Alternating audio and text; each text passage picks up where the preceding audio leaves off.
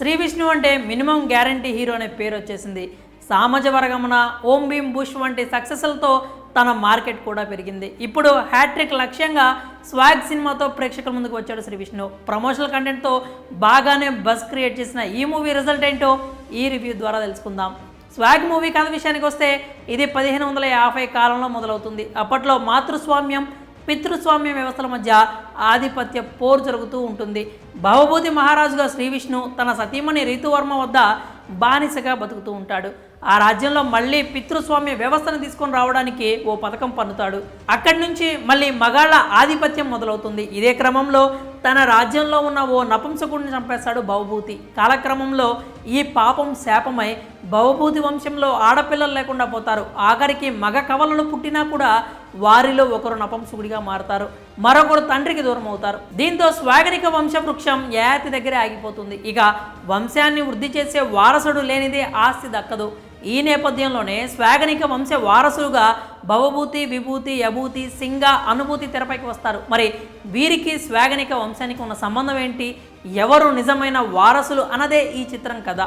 ఈ మూవీ విశ్లేషణ విషయానికి వస్తే ఓ అద్భుతమైన కథ చెప్పాలంటే కథనం చాలా సరళంగా ఉండాలి. అప్పుడు మాత్రమే మనం చెప్పాలనుకున్న కథ ఆడియన్స్ వరకు రీచ్ అవుతుంది. ఇందుకు ఉదాహరణ చందమామ కథలే. ఇందులో ఒక్కో కథ ఎక్కువ ఊహాజనితంగా ఉంటూనే ఎంతో కొంత నీతిని బోధిస్తూ ఉంటాయి. అయినా కానీ ఆ కథల్లో ఎక్కడా కన్ఫ్యూజన్ ఉండదు. చిన్నారులకి సైతం ఇట్టే అర్థమవుతూ ఉంటాయి. కానీ స్వాగ్ సినిమాలో చిక్కు ఇక్కడే వచ్చి పడింది. ఓ మంచి కథ, సమాజానికి అవసరమైన మంచి సందేశం, అద్భుతమైన మేకింగ్ అన్నీ ఉన్న కథనంలో వచ్చిన కన్ఫ్యూజన్ వల్ల సినిమా అందరికీ నచ్చేలా కాకుండా కొందరికే నచ్చేలా తయారైంది. అలానే స్వాగ్ సినిమా బాగలేదా అంటే అదేమీ లేదు, సినిమా చాలా బాగుంది. కాకపోతే అందరికీ అర్థం అవ్వడం కష్టం అంతే. స్వాగ్ మూవీ మొదలైన అరగంట వరకు అసలు కథ ఏమిటో అర్థం అవ్వదు.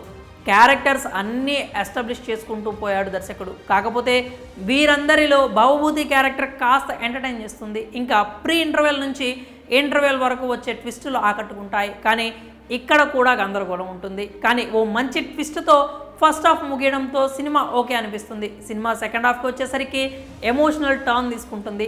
యభూతి ఫ్లాష్ బ్యాక్ ఎపిసోడ్ అంతా ఆకట్టుకుంటుంది.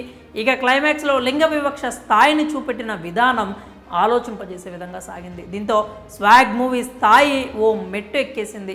ఇంకా నటీనటుల పనితీరు, టెక్నికల్ విభాగం పనితీరు చూస్తే స్వాగ్ మూవీకి శ్రీ విష్ణు ప్రాణం పోసేశాడు. భవభూతి మహారాజు, యభూతి, భవభూతి, విభూతి, సింగ వంటి పాత్రలను అలా ఓకగా చేసి ఔరా అనిపించాడు. నటుడిగా ఇంత ప్రయత్నం చేసిన శ్రీ విష్ణు అన్ని విధాల అభినందనలకు అర్హుడు. రీతువర్మ, దక్ష, మీరా జాస్మిన్, శరణ్య, ప్రదీప్ క్యారెక్టర్స్ బాగున్నాయి. ఇక రవిబాబుకి చాలా రోజుల తర్వాత ఫుల్ లెంత్ రోల్ పడింది. సునీల్ ఉన్నంతసేపు ఆకట్టుకున్నాడు. టెక్నికల్గా మాత్రం స్వాగ్ మూవీలో చాలా లోపాలున్నాయి. వివేక్ సాగర్ బ్యాక్గ్రౌండ్ బాగున్నా సాంగ్స్ అంతగా మెప్పించలేదు. విప్లవ్ ఎడిటింగ్లో షార్ప్నెస్ లేదు. స్క్రీన్ ప్లేలోనే కన్ఫ్యూజన్ ఉండడంతో విప్లవ్ చేతులు ఎత్తేసినట్టు అనిపించింది. సినిమాటోగ్రఫీ మాత్రం చక్కగా ఉంది.